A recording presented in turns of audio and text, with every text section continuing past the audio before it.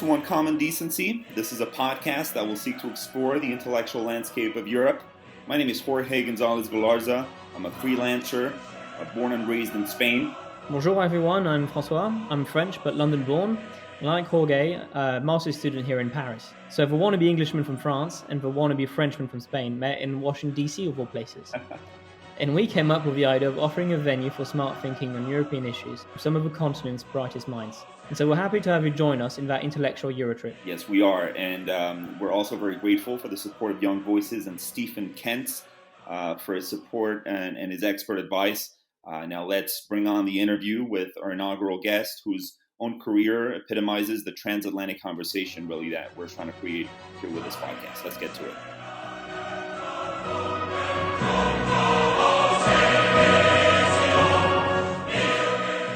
Ben is a former research fellow at the Hudson Institute and is now the head of a Future Europe initiative at the Atlantic Council in Washington, D.C. He published in 2019 Paradise Lost, Trump's America and the End of European Illusions. Ben is a regular contributor in American and French media on transatlantic issues. He was a foreign policy advisor to presidential candidate Emmanuel Macron in 2017. Ben also supports the ever-disappointing Bordeaux soccer team, but nobody's perfect.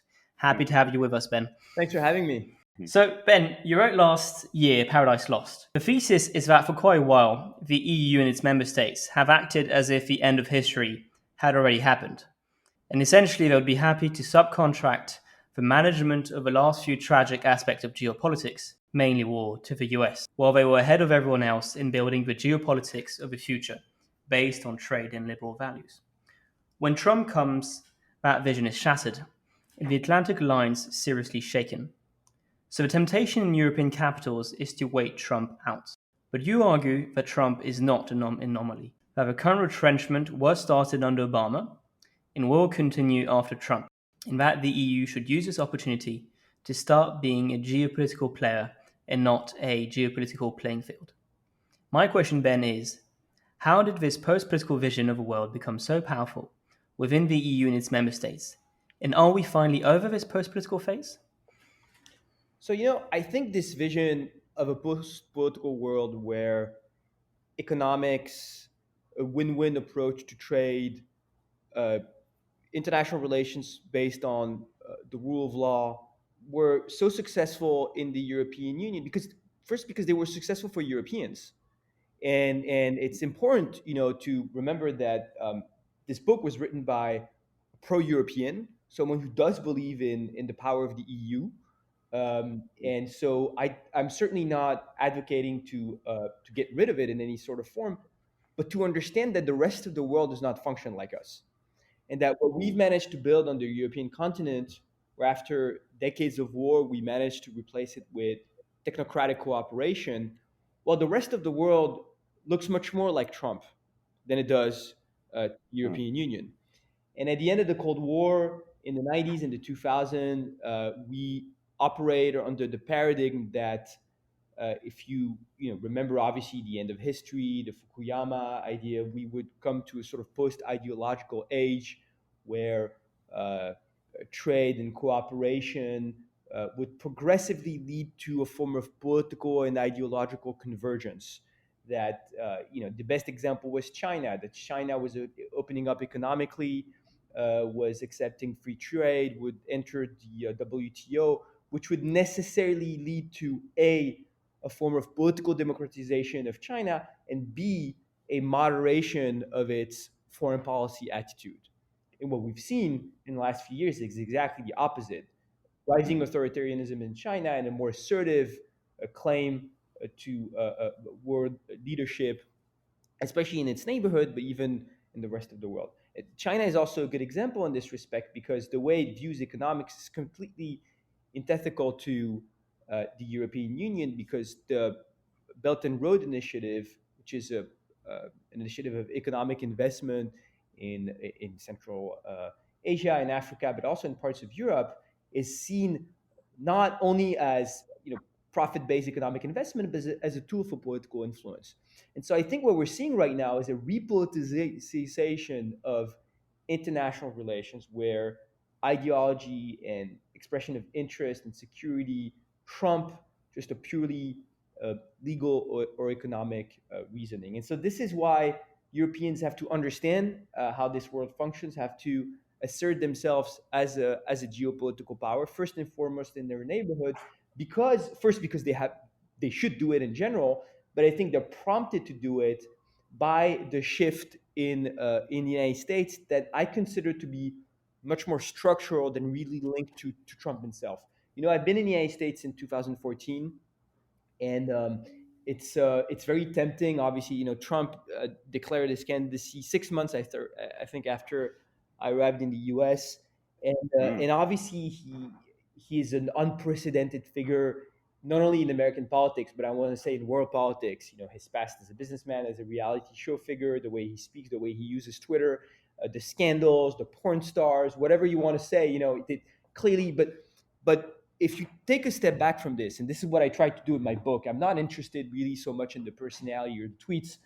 If you take a step back, I think you see that he is much more an accelerator, not an accident in history, an accelerator of pre-existing trends and pre-existing questioning of America's role in the world, that I would say, at the end of the day, are really linked to the end of the Cold War and the end of existential structural adversary with the Soviet Union, but that were really exacerbated by the dual crisis of the 2000s, the failure of the war in Iraq, and the financial and economic crisis that left deep marks on American society, that really questioned the value of the American dream, the value of American leadership on the world stage. And basically, I don't like the term isolationism. America has a foreign policy. It has a foreign policy under Trump. It has, it does trade. It has military alliances. Um, but I think it's more a country that's becoming more and more normal, and that is progressively leaving behind a lot of its exceptionalism or its universalism, to just conduct a sort of normal foreign policy with, I think, deep consequences for the world and first and foremost for the Europeans. Sure. The argument in your book, I think, is really it's really timely, and people really understand it. They get it. Europe has to be able to be a strategic force and be strategically autonomous from U.S. patronage. My question is, there are all these trends that have been building up for some time and that have gradually started, kind of weeding the United States out of the liberal international order. There were pressures and interest within the United States for a more restrained Jacksonian sort of foreign policy, and now that's kind of what the EU's had to deal with a partner that it can just no longer rely on as much as it did in the Obama years. But my question is, in the time that has lapsed since you published your book Paradise Lost, which I believe is now over a year old, but in the time that has lapsed, Ben, how do you think that the thesis of your book has held up to the test of time? Do you think that, we were chatting just in the virtual kind of green room, so to speak, just before we went live. You were telling us about the conference that you guys at the Atlantic Council held just yesterday. The title, I thought was really compelling, right? Should Europe go its own way? How do you think that, for instance, you work in Washington, you're a think tank insider. Do you think it's easier now in Washington to say, hey, listen, maybe the U.S. shouldn't be so forwardly deployed in Europe, so to speak? Maybe, shouldering so much of the burden for our NATO allies isn't such a good idea. Do you think it's become easier to make that sort of case?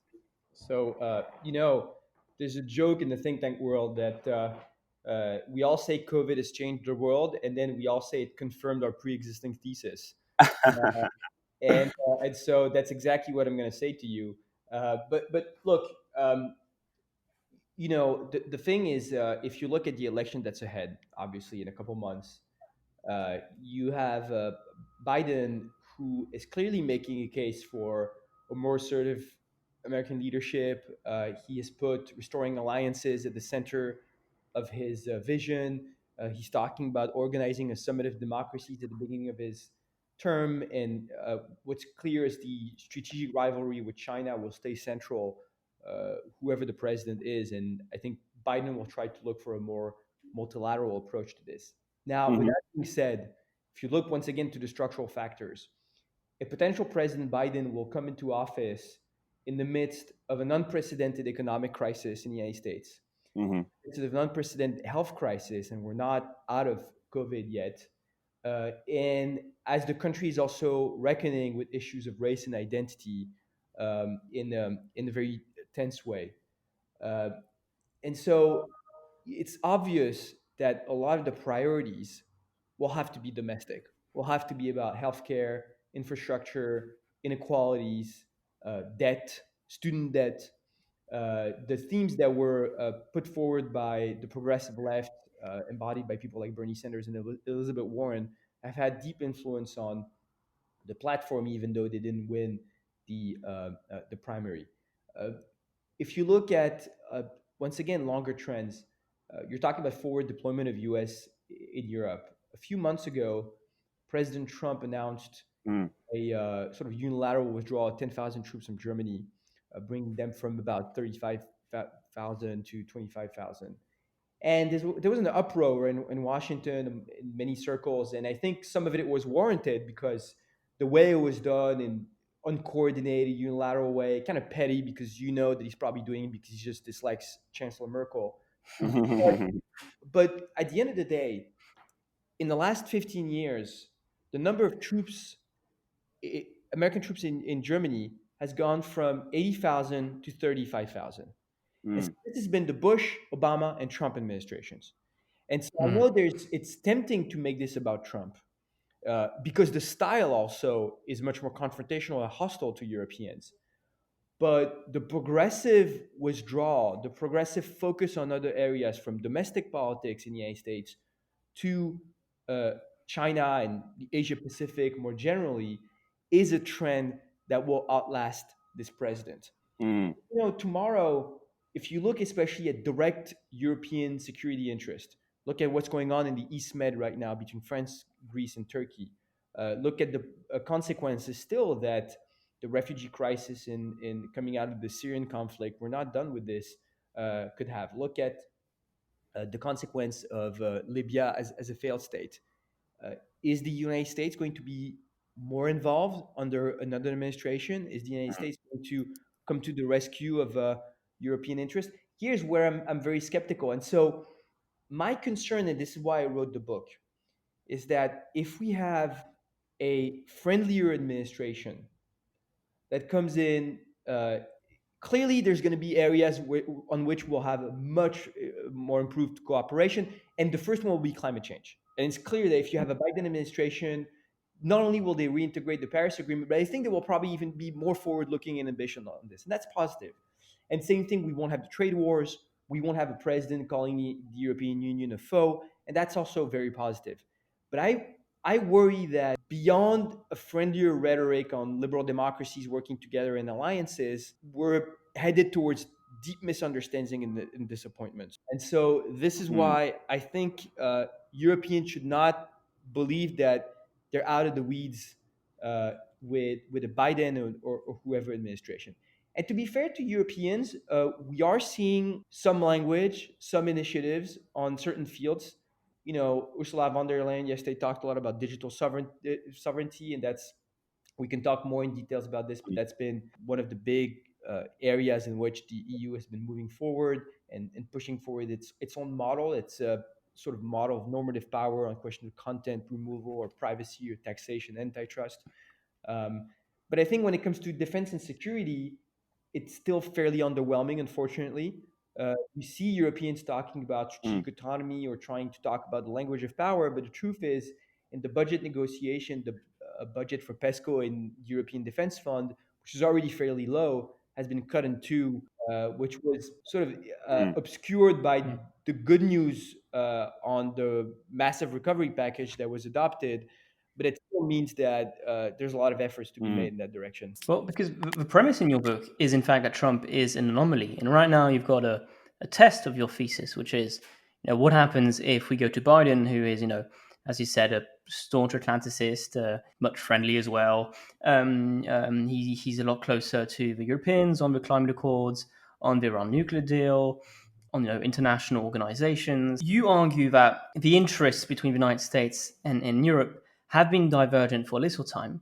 But don't you think that Trump was just the ideal villain for the creation, for the impetus, for the momentum towards the construction of a more geopolitically powerful EU. But the moment you get rid of Trump, that kind of impetus and momentum, do you think it could just evaporate? It's a really interesting question, and I think the proof is going to be in the pudding. Because what I would like to see, I don't think Trump is the ideal villain, because first, he's such a caricature in certain aspects that he has, on the contrary, pushed some Europeans, to wait him out and really treat him as an anomaly, and he's also pushed other Europeans to adopt a policy of damage control and try to put an emphasis on bilateral ties with the United States to save the alliance, rather than investing in the European Union. What I would like to see is not the exact opposite of this, because I think there's a temptation to do the exact opposite and massage Europeans and say, "You're great, we're sorry, we're back, everything's going back to normal." And I think that would be the wrong message to send, and we're headed towards disappointment if we do this. But a sort of message of tough love, where Americans can tell Europeans, Mm. "All right, we're your allies. We want to exert leadership, but we can't do everything. And there are Mm. areas that are not our priority anymore, and you guys need to step up."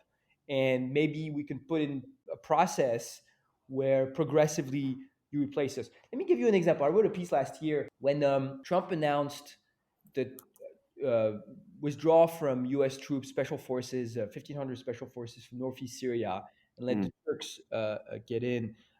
There was major international outcry because of the abandonment of Kurds, because of the security consequences it could have on the reemergence of terror groups, and maybe migration crisis in Europe. But I thought it was a little too easy to only blame Trump, because we were in 2019 when that happened. Trump had been in power for 3 years, and when I still read that he's unpredictable and that he did this in an unannounced and unilateral way, he had been announced it for 3 years. Mm. He campaigned saying, "My priority in Syria is to destroy ISIS, and once we're done, I'm out of there." It really showed that he had no interest in playing any role in the political rearrangement of Syria post Assad, or Mm. not post Assad, but, like, let's say, post Civil War. And which I regret. I would have liked the United States to be more involved. I would have liked the United States to be more involved under Obama, but he was explicit about this. Mm. 1,500 troops. Is there no way that Europeans could have worked with the Trump administration and say, "All right, the 1,500 troops, give us a couple years. We're going to send 200 French, 150 Germans, 100 Italians, and progressively replace the US presence." And I kind of think that if we had managed to do this progressively, it would have given incentive for the United States to stay and see that Europeans were carrying the burden. Mm. So I think there's a responsibility on the European side on this as well, Mm. because a lot of the strategy has been to mitigate, to circumvent, to surround the president, to contain his decision through working with the Pentagon and the bureaucracy in Washington, rather than taking him to his word and trying to find ways in which Europeans could supplant and step up and defend their own interests. And so I wish we could find a way to have I think a much more robust conversation on what we expect Europeans to do to be Mm. able to defend their own interest in security. So, quick question on what a Biden presidency would look like for transatlantic relations. You already talked a little bit about the climate agreement, but what do you think are some of the sticking points who are here to stay? You touched a little bit in your book, and I'd like you to delve into a bit deeper, because what you're saying is the structural difficulties between the EU and the US are here to stay, regardless of the president. Yeah. So I mean, look, first, right now, the biggest uh, challenge for U.S. foreign policy is the question of China, and this has been only accelerated by the pandemic. Mm. There's bipartisan consensus on this, but there's going to be a deep difference in method, I think, in the way the Trump presidency and the potential Biden presidency would approach this. Trump has, to his credit, put China at the forefront of U.S. foreign policy. Has Mhm. even sort of imposed it on the conversation in Europe, but I think has chosen a very bilateral path in the way of dealing with Beijing, focusing more on trade agreements and sort of rebalancing trade deficits. He has this sort of very zero-sum game approach to international trade, where if you have a deficit, you're a loser. If you have a surplus, you're a winner, which not a single economist agrees with. Very mercantilist approach to this. So his obsession has been to sort of rebalance the trade deficit with China. I think there's been a huge missed opportunity in this administration to work with Europeans. There was an EU-China summit last week and this week. And if you look at the language coming out of European authorities, it's so close to the concerns that come out of the United States. First, you have obviously concerns over human rights, Mm. the repression of Uyghurs, and the question of Hong Kong. You have the same concerns over technology theft, privacy. The general concerns over trade, 5G, digital issues. So there's so much that the United States could do to build a common front with Europe, and especially as you consider that it is not only and not primarily a military issue, or the question of freedom of navigation in South China Sea. It is about what kind of globalization do we want? What are the rules on technology, on trade, on digital privacy? Then it's clear that having the European Union, not only member states, but actually Brussels on your side, is a major asset for US diplomacy. So I expect the Biden administration to put the same emphasis on the rivalry with China, but have probably a more transatlantic approach in dealing with this, and maybe also reigniting some forms of trade deal, a form of TPP, maybe not called this way, in the Pacific, and trying to find a way to move forward with Europeans.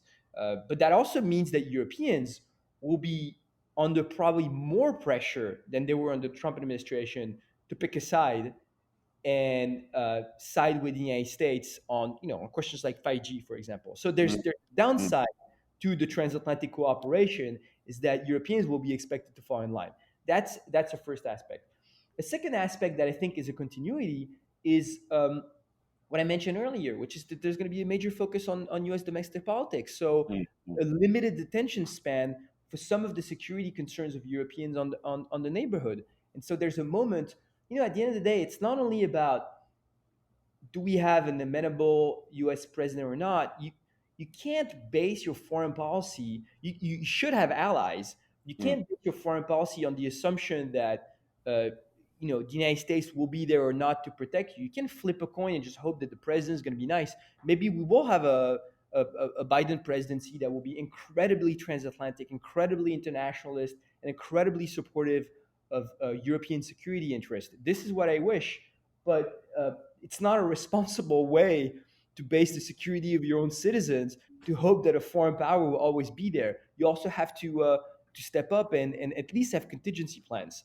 And so Mm. this, by the way, the whole reasoning behind strategic autonomy, this theme that's been pushed forward by Macron, but also by some European authorities. It is not about decoupling from the US alliance. It's not about pushing the United States out of Europe. That doesn't make any sense. It is about being able, if necessary, to be able to defend our own security interest. The French and now European intervention in the Sahel against Al Qaeda is a good example. It's Mm. in the interest of the alliance. It's supported by the United States with reconnaissance and surveillance, etc. But it's led by Europeans because it's in the interest of the Europeans. It's not against the US. So it's not so much diverging interest as more differences of priorities. Now, on other things that I think are structural continuities between the Trump and the Biden administration, one that's really interesting and that I detail a little bit in my book is the question of I would call it geoeconomics, and that's something that you hear a lot. I really encourage you to listen to interviews of Jake Sullivan, who's really Mhm. interesting person who was a very close foreign policy advisor to Hillary Clinton and now to the Biden campaign on the integration of economics and foreign policy. That means two things. There's a progressive element in this that Sullivan puts forth a lot, basically saying, well, if we want to compete with China in the long run, our greatest competitive edge will be innovation, research, foreign students, uh, and so we need to invest more in the R in R&D and innovation in the United States proper. and there's sort of a Cold War '60s element to it when you think about it, like the race to the moon, etc. Um, but there's also the idea that there's a deeper integration of traditional national security instruments and economic ones. That's what we call economic statecraft more and more in Washington. Mm. The Treasury Department, the Ministry of Economics, basically, Treasury Department in the United States has really become also a foreign policy arm Mm. in Mhm. part of the foreign policy establishment. You've seen the increasing reliance on sanctions in the US and the increasing sophistication of them, the more targeted sanction, the use of extraterritorial sanction that we've seen against Iran from this administration and previous ones. And I think that's something that you'll see more and more. There's a theme that's really popular right now among foreign policy circles left and right in Washington, is the theme of kleptocracy, and the Mm. idea also that if you want to uh, sanction or push or punish bad international actors, you have to go after the money. And Yeah. sometimes the money is laundered in our own capitals. It's laundered in the city of London, it's laundered in Florida real estate, in European capitals, in Paris too. And so you have to seize assets, you have to go after um, international money laundering networks. And I think the United States is going to develop more and more sophisticated arsenal to go after that. So that's a trend that you already see under this administration, that you'll see more and more in the next one. And that's only reinforced by the fact that people talk about U.S. isolationism, but the dollar has never been so dominant on the international stage, Mm. international markets that it is Mm. now. That's a phenomenon that's been reinforced by the 2008 financial crisis and the liquidity swaps that have been prompted by the Fed. The Fed has taken also in this crisis a very proactive role, including on the international stage. So here again, when people say the US is not leading on the international stage against COVID, well, it depends who you're talking about. If you're Mm. talking about the White House, for sure, it's been hunkered down and very inward looking. If you're talking about the Fed is leading the charge on Mm. international markets. And Mm. so if you look at the weight of the dollar in international reserves around the world, it's steadily increased in the last 12 years. And a really good book on this is Adam Tooze, economic historian Yeah. at Yale, wrote I think the definitive history of the financial crisis called Crash. He's also written Yep, very good. a high number of. He's been very productive during the COVID crisis. Written really interesting things, especially on the role of central banks. And so that's the dollar is also a foreign policy instrument of the United States in this respect. And that's something, by the way, as an aside, that I find often missing from the conversation in the European Union, where we're talking about um, Eurozone reform. It's obviously a theme that's dear to Macron. So the idea that the Eurozone is incomplete, and Mm. that we need to continue pushing for its integration and have more redistribution schemes to be able to make it what economists call an optimal currency area. The foreign policy, national security, or sovereignty element is missing from the conversation. We're making it exclusively an economic conversation, which, by the way, should be enough. But the truth is also having a robust euro on the international stage would be a way to shield Europeans from extraterritorial sanctions and give them more leverage to conduct their own foreign policy. Mm. Mm. There's a question, Ben, I want to ask. You're French, Emmanuel Macron is French. Most of the leading voices who call for a geopolitical EU are French. Um, some of them are obviously German, the rest of it, but most of them are French. Is there a feeling that this project to make the EU a geopolitical player, kind of a French project with a few allies, with some very reluctant other EU partners, is there an idea, we're very ambitious about it because we have this grand vision of what Europe could be, but maybe some countries are very happy with, having the Americans being the ultimate protector or relying on American influence where they can, and they don't want this grand vision for the EU. They're fine with what they have now and with American protection. Well, so I'm really lucky that obviously I work with Americans, and then I travel. I used to travel before Mm, COVID a lot we all did. all across Europe, from Central Europe to Southeast Europe. The Atlantic Council has an office in Stockholm. We have a strong presence in Poland. We have a strategic partnership with GlobeSec in Slovakia with the Munich Security Conference. We work deeply with Greece. And what you just said, I've heard so many times. And so there's a moment you have to listen. And people say, this vision of European sovereignty or strategic autonomy or geopolitical Europe is a French project to project French interests. And if we want to build Europe, we have to do it with the vision of our partners. We have to do it including the interest of the 27, the visions of the 27. It's slow, it's cumbersome, but it also means that we're stronger once we are able to move forward. And we have to respect that. And I think, unfortunately, for a long time in France, we have not listened enough, and we have not been respectful enough of the foreign policy visions of our partners. I think we can't work under the assumption that we're the only ones who have a vision for Europe, or we're the only ones who really think about European interest, and the other ones are selfish or have left history. And so in my book, especially, I plead for a deeper French engagement, especially with some regions that have been historically blind spots of French foreign policy. I think Central Europe has been one. I think Southeast Europe has been another one.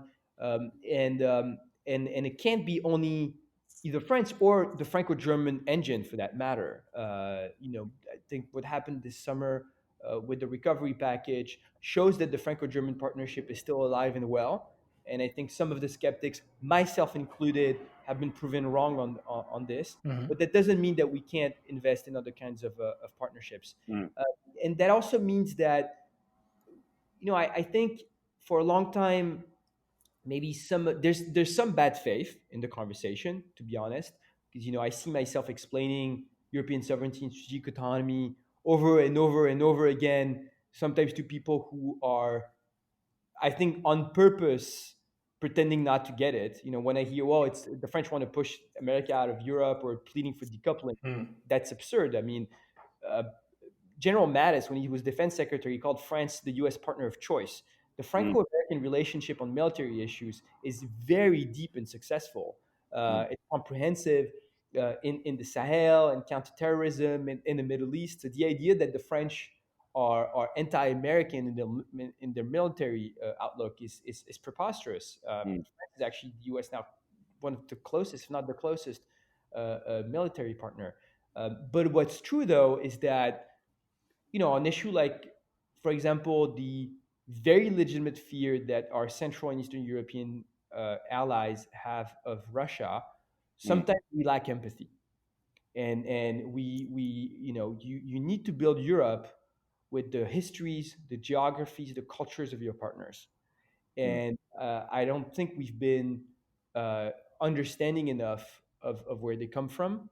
Mm. Um, I think we've made progress in the last few years. The fact that you have French troops in Estonia within the NATO forward presence there, I think, is positive. And by the way, you have Estonian troops in Mali. And I think that's a great Mm. example of a successful security partnership between two countries in the European Union.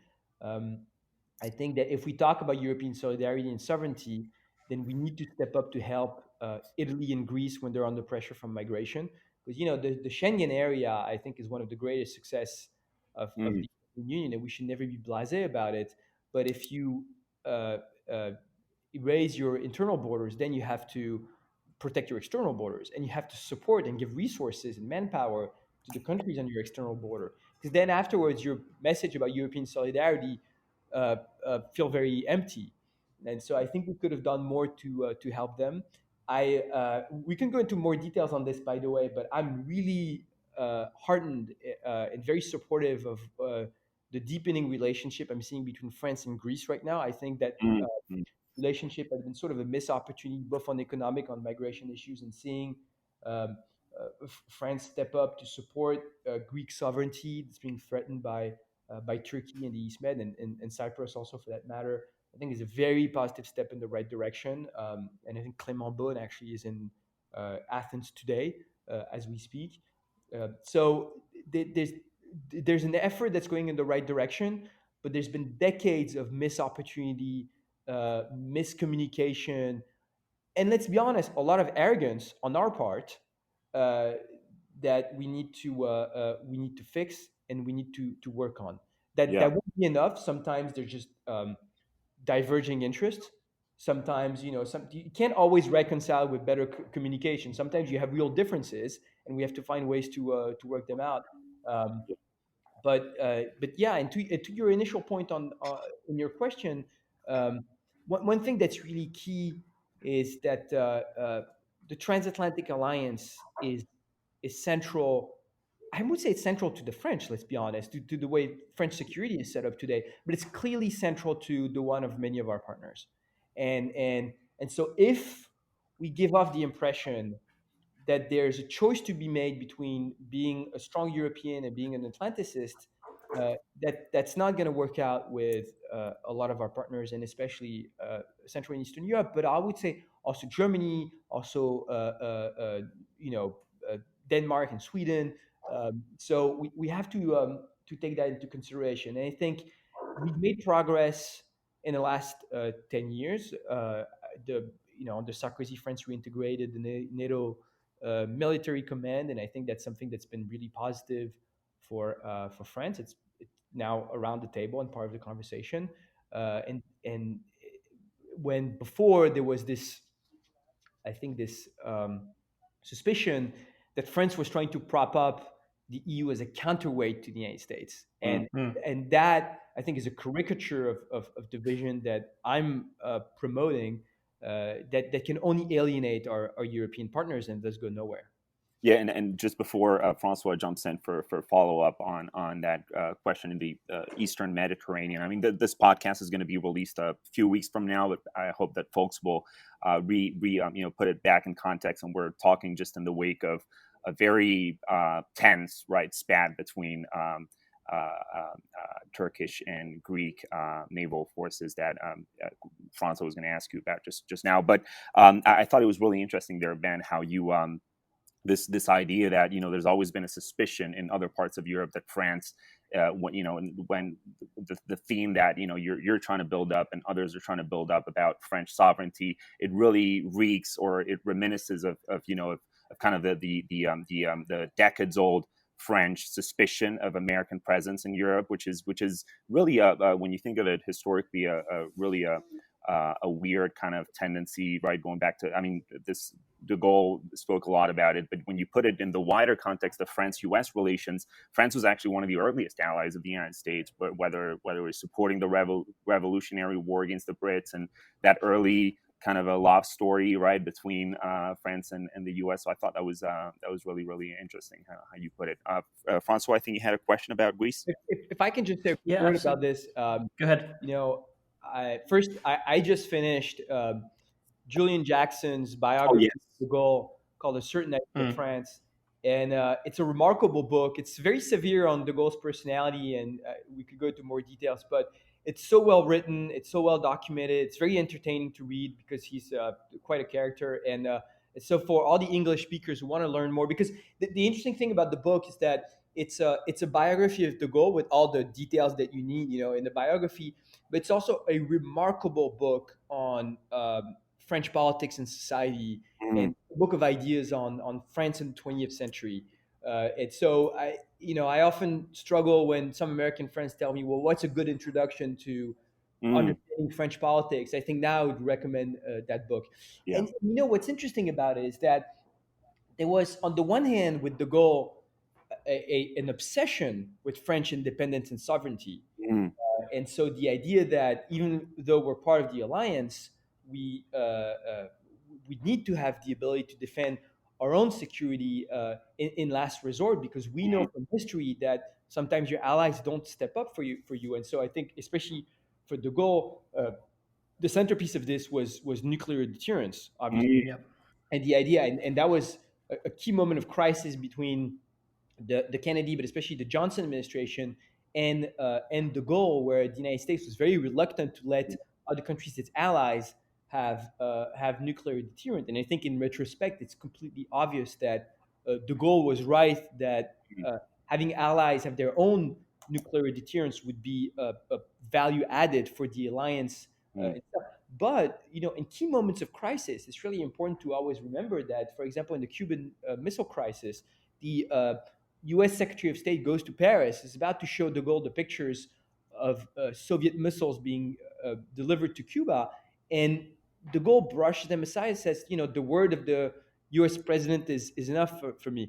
There's a lot of theatrics Mhm. involved in this, but so there was never, at least at first, a necessary contradiction between having French independence, but also having allies. The American lines. Mm. Yeah. So just to go back a little bit on Greece and Turkey, um, could this be an occasion for the EU to build a solid geopolitical front? Or is there too many people in Europe who think that supporting Greece too directly could end up creating a risk of sleepwalking into a conflict with Turkey? I think the risk of sleepwalking into a conflict with Turkey is if we do nothing, and if we continue to let this encroaching and pressure on the maritime sovereignty of one of our allies go unchallenged. And I think what happened this summer with France sending maritime reinforcement in the East Med to support the Greeks was a really good step in the right direction.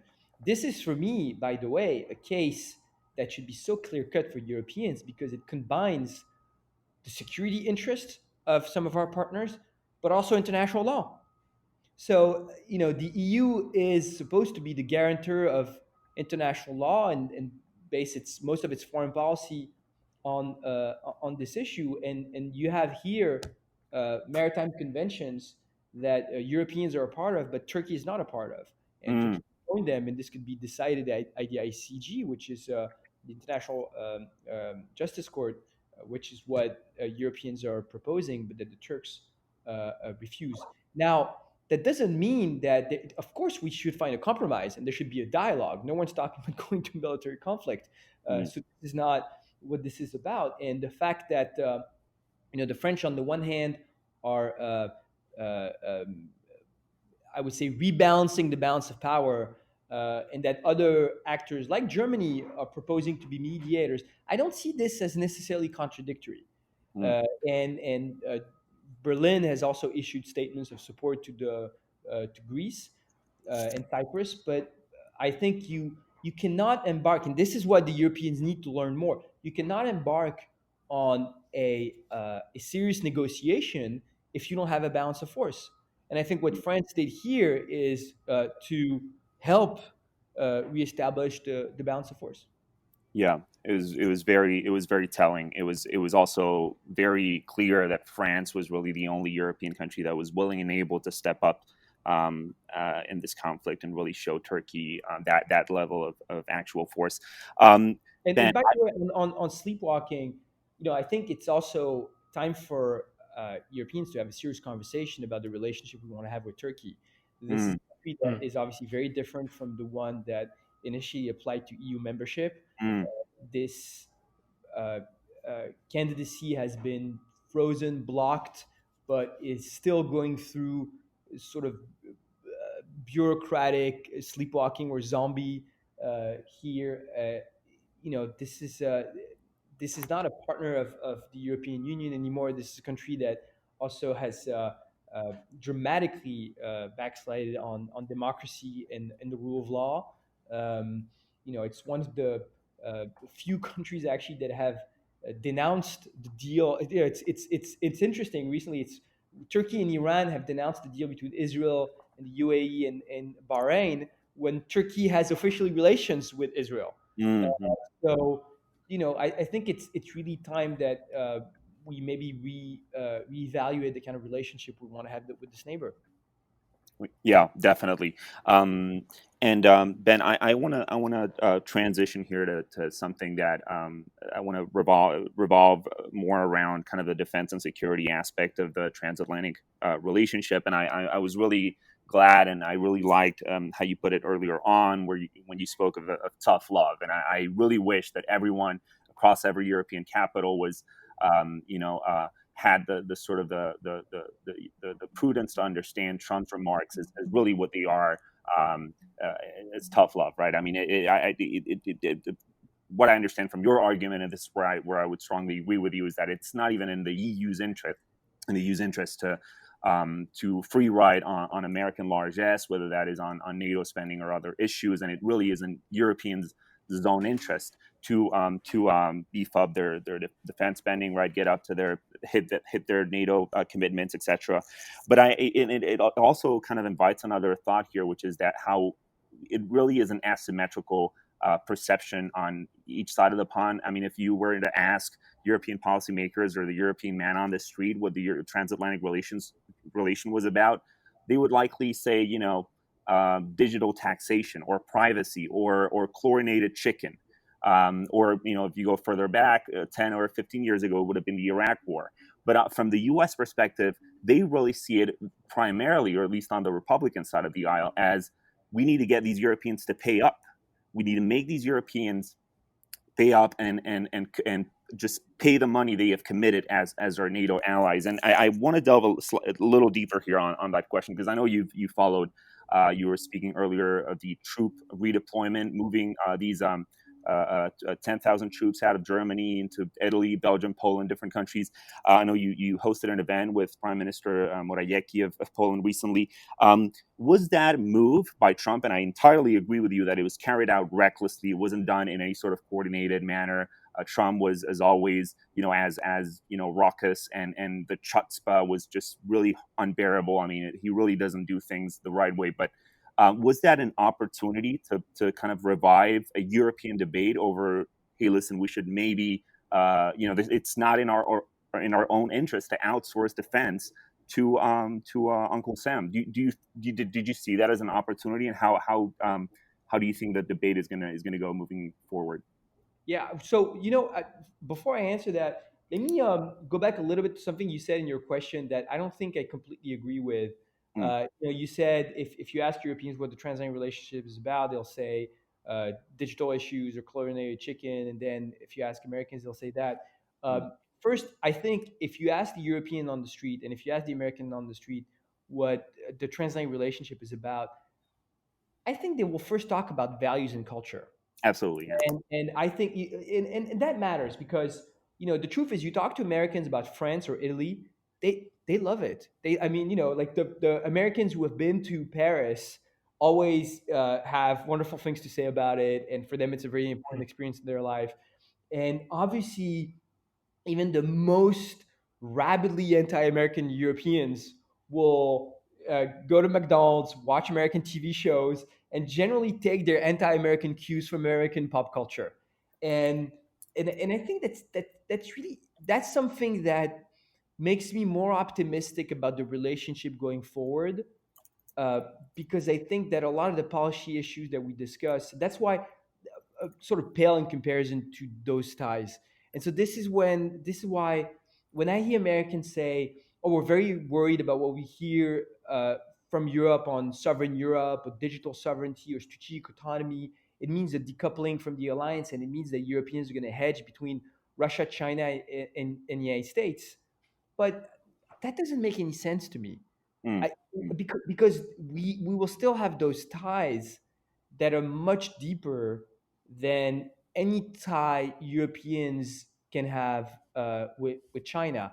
Now, of course, if Europeans turn to Huawei for 5G equipment, if Europeans deepen their trade relationship with China, you will have other kinds of Mm. links and dependencies that will be problematic for the transatlantic alliance and U.S. foreign policy.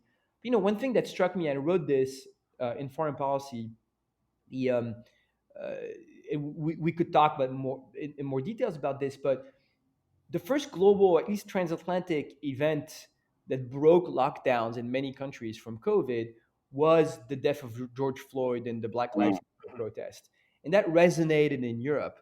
And some of it was anti-Americanism, showing, well, once again Americans are at it, and we're gonna protest against the racism in American society. Some of it was real solidarity with the movement. Some of it, like in France, sort of resonated with domestic French issues and domestic police violence in specific cases like Adama Traoré. Uh, Mm. but for me, it's interesting. It says something that Yeah. it was not the Uyghurs, it was not Hong Kong, it was something happening in the United States, and that shows the penetration of American culture in our own societies and culture. and there's nothing that a Biden or a Trump or any, this is much deeper than Mm. politics. So I just want to make an aside on this. I don't know, to be honest. I wrote this in the piece. I don't know what that means for policy. I've always been sort of a skeptic of the notion of soft power because having TV shows that people watch don't make you, win a war. but Right. it's still interesting to be noted, and I think it should be underlined. Um, Now, on the question of whether U.S. withdrawal from Germany should spur a debate, of course it should. Of course it should. But once again, I think that the real thing that should spur a debate about European security is more. It should not be about the United States. It should be about ourselves. Yeah. It should be about the Yeah. fact that we've seen a Russian aggression against a neighbor of the European Union in the last few years, as well as cyber attacks and interference in our own democracies.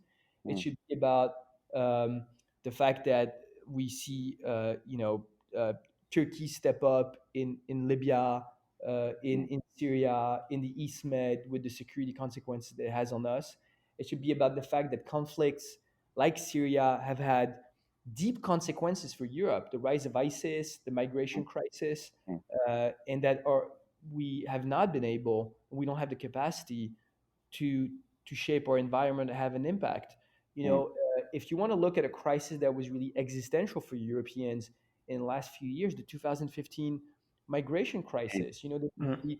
there would have been no Salvini, and I would argue Brexit would not have happened Mm. without the 2015 migration crisis, and Yeah. that was a foreign policy crisis. That was Mm. that was something that was first spurred on in our environment, and we're completely incapable today, both politically but also in terms of resources, to have any sort of impact on this. Mm. And so that these events should really spur us to say, okay, we need to step up. Definitely. Yeah. Francois, there's a lot here. There's a lot more ground that we haven't covered yet. I wonder if I may just ask your Ben, and this is more of a short kind of a rapid fire question. You mentioned right at the start, China obviously is an issue that a lot of people are wondering kind of what the transatlantic common response to China, whether it is on the human rights front or Huawei or any number of issues that really are that we're not okay as an alliance with China's behavior. And a lot of people wonder where that common response is going to go, whether Trump stays in office or Biden gets in. It seems like the difference may not be all that much, right? I mean, Trump is already, kind of building he's already with great support from Congress, kind of building an anti-Huawei front, mostly with the Anglosphere, but some European countries have warmed up to it. And if Biden wins, there's sort of the argument that he's going to be friendlier, or even just in terms of rhetoric, is going to be less confrontational. That's probably also going to help build up, a united front against, say, Huawei's influence. But Biden is also less is less tough on China, just objectively. So where do you think, when you look at China, what candidate do you think would do more to help further a common response to the Chinese threat? On the common response, I think you'll see more effort from Biden. Mm. Mm.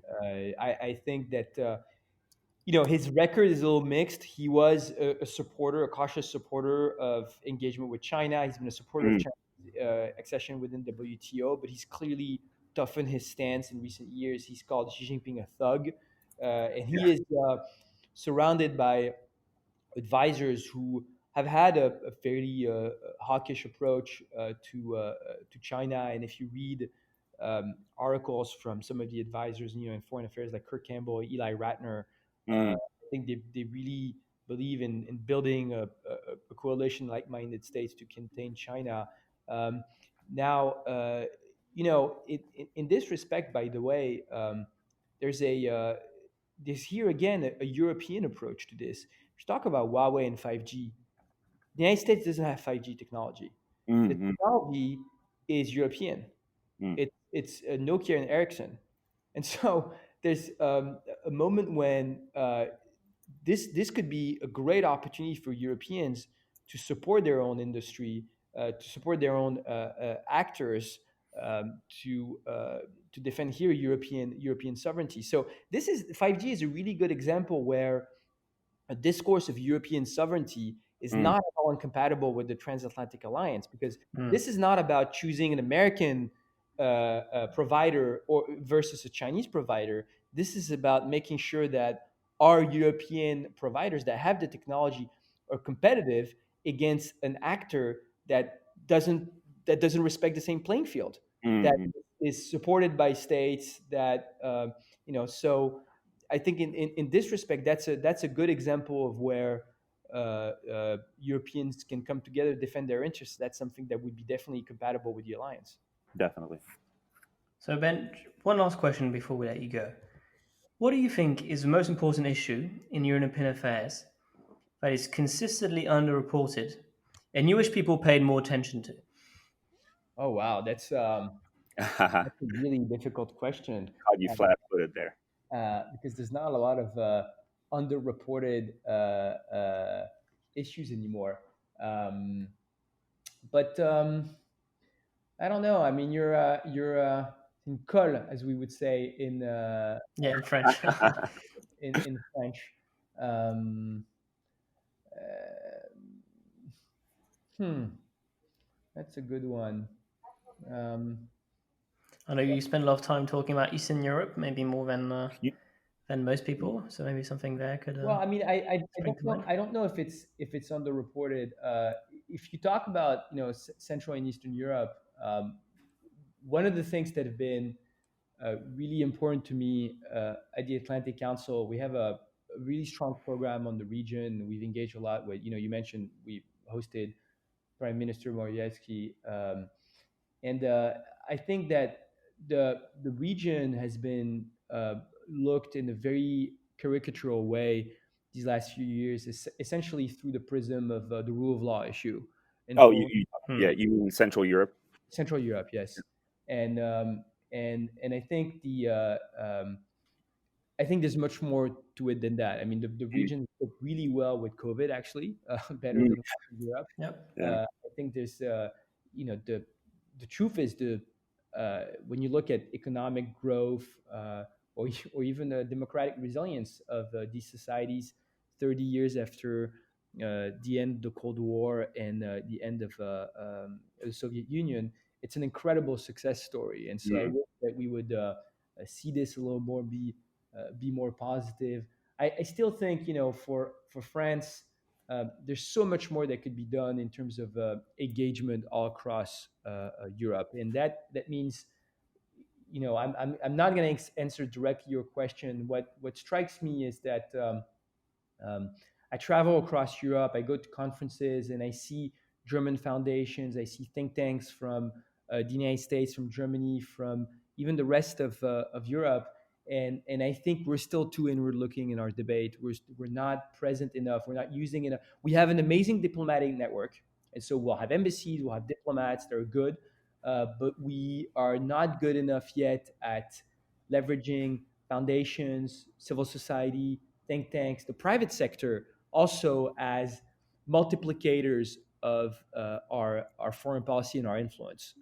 And I think that's because we have a very state-centric approach, very administrative approach. So we'll have civil servants in ARC who are high-quality people, mm, uh, but that can't be enough. That's not enough in the world in which we live in, and you need to be able to have a much more 360 approach to influence and foreign policy. We actually don't really enough understand the levers of influence. We do more traditional power, but not influence. And I think that's something. If you want to ask me in France, it's not something an issue that on the U.S. side we're not talking enough about in Europe, but in France, if we talk about our foreign policy, we could be more creative in this respect. I still often read op-eds about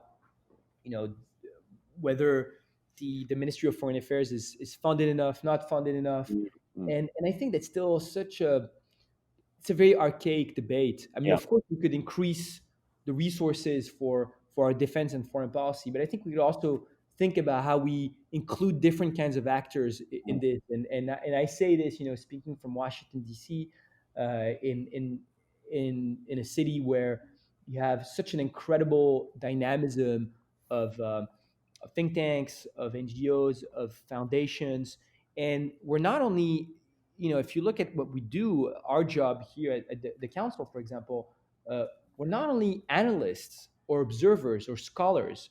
We consider ourselves also actors of international relations. We hosted a diplomatic summit for 6 leaders of the Western Balkans last month to agree on a roadmap for economic integration. And so I think we could do more in France to have these actors also think of themselves as actors of foreign policy in French and French foreign policy, even if they don't necessarily have to agree with everything that Macron says. That's not the issue, but they could still be incredibly influential to do this work of networking and translation, also of all the issues that we've been talking about today. And it's really interesting because, and I guess this will kind of bring us up to a close. We're nearing towards the end of the hour, but I thought your last mention here of how, there's a lot that Europe has to learn from, like, the policy formation process as it happens in the United States, and maybe the other way around. But yeah, if I understand you correctly, there's that vitality, that dynamism that you see inside the Beltway and in your industry and think tanks is really something you rarely see in Europe. And we were just speaking off the record just before we jumped in. For the podcast, Ben had hosted a conference just yesterday, I believe, which was held in partnership with another think tank that people outside the Beltway wouldn't ever think as a possible ally of the Atlantic Council. That they're called the Koch Institute. They come from a much more pro-restraint, kind of anti-war, anti-intervention perspective. But the work that Ben is doing with them and others is a testament to how you can, make stuff happen with people that don't align with you on all the issues, on the things that you do see eye to eye on. And so it was a great example. So anyway, it was absolutely wonderful talking to you, Ben. We really appreciate your time and your thoughts. Yeah, thanks a lot, Ben. This was a fantastic first, and I hope it's the first of a great series of interviews. So thanks a lot, Ben. Thank you, Ben. Thanks for having me.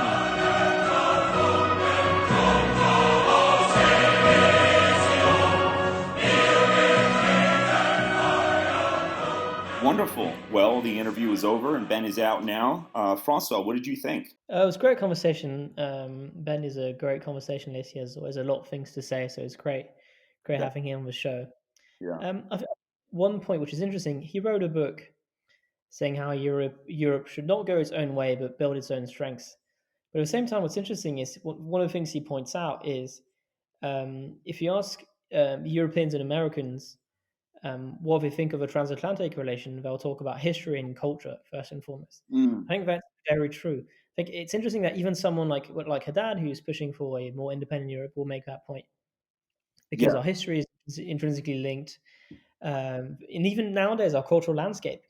He says one of the first events which kind of moved the news away from COVID of the past year was George Floyd's death and all the protests we saw in London and Paris and so on.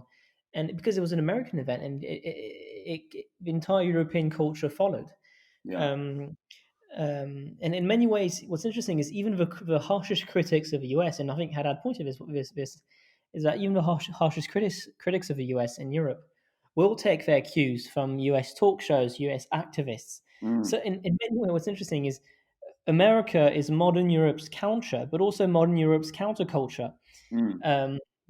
We are getting influenced by both sides. And I think that's a point which is very well made by Régis Debray, the French intellectual, who wrote a book about American civilization, which is subtitled "How We Became American," how we Europeans and French in particular became American. Yeah, and it's really enlightening what Haddad said, indeed, and it's really interesting. You mentioned that paradox there about a lot of Europe, and particularly the left, kind of resenting American imperialism in the area of culture, and now it is precisely through identity politics and these sort of like leftist tendencies that America's having this sort of deep and wide impact in our own culture. To your earlier point, I found that interesting as well, and the kind of the teachable moment for me from this interview was when towards the end I came up to Ben with a question. I said, I kind of see the transatlantic conversation as slightly asymmetrical. Right now, what's really top of mind is obviously like, okay, China, the virus, but even just a few years ago, it would mostly be like technology or taxation or like agriculture or trade. And on the other end, military and defense issues is what I think Americans tend to associate the most with transatlantic alliance. But then Ben had this really good rebuttal, this counterpoint where he said, hold on, if you go back to basics here, what really defines this alliance is a set of shared values and a set of shared, sort of human principles. But and I'll just say that it was really refreshing, at least for me, to hear someone make the case from a European perspective that the EU should be more strategically autonomous. I think I would have liked to hear Ben make more of an overt point that the EU should beef up its defense spending through like the EU's defense fund, the Common Defense Fund, even just like the individual spending on NATO of all these member countries. I wish he had sort of driven that point home. I don't think that Trump is an outlier there, and this is the whole argument of Ben's book, is that every prior president to Donald Trump had raised this issue of NATO underspending with EU leaders, especially Obama. Yeah, right. So I'm really glad, like you said, and I think at the start you were really kind of just summing up the argument of Ben's book really well there. It really made me want to read it. But again, I was just really glad that someone is raising these issues from a European perspective. Yeah, I think there's one point which I want to push back a little bit on. Well, we already asked the question. It was a question of is this just a French project? No, even under de Gaulle, there was the idea that Europe could be a springboard for French ambitions. And he pushed back a little bit on it, but it's still true, I think, to a large extent. Many of countries in Central Europe and Eastern Europe, even the northern countries, the so-called Hanseatic League, or the free world countries, even Germany, all these countries are a bit uncomfortable with the idea of a kind of geopolitical Europe to some extent, because they're kind of afraid it just means France is going to be running the show to some extent, and they'd be much more comfortable under the American umbrella than under this kind of European adventure. So I think, but the other good point he makes is if France wants to make that case, France is obviously making that case right now under Macron, but if France wants to be better making that case, they need to build networks in Eastern and Central Europe, not just for the diplomatic service, which is excellent in France, but it can't be enough. We need to have think tanks, we need to have intellectuals doing the interaction and the rest of it. And I think that's a point he made very clearly, is it can't just be the diplomatic services of France doing the heavy lifting. Yeah, and I really hope that in the near future we can have someone over for an interview that is going to look at all these sort of French specific issues. As when you think of the idea that Ben described of strategic sovereignty or European sovereignty, that's really a Macron theme that he's been driving at these council meetings, and I really hope that we can. When COVID ends and when we can get to meet physically again, we can have someone over with more French perspective on what it really means and what Macron's trying to achieve there with that notion. But without further ado, I think, as you were saying at the start, this was a great first. Really glad we were able to get Ben on. As we were saying at the very start, he really kind of encapsulates the kind of lens that we try to bring here with Uncommon Decency, and it was just a great way to get started and get. I'm just going to ask our audience here to rate and review Uncommon Decency on Apple Podcasts. That your comments and particularly your 5-star ratings are really going to help other folks find out about this podcast. You can also email us your questions or tweet us your questions on Twitter. Our handle is undecencypod, and if you want to email us a question that'll be uncommondecencypod@gmail.com. But thank you so much for listening. See you next week.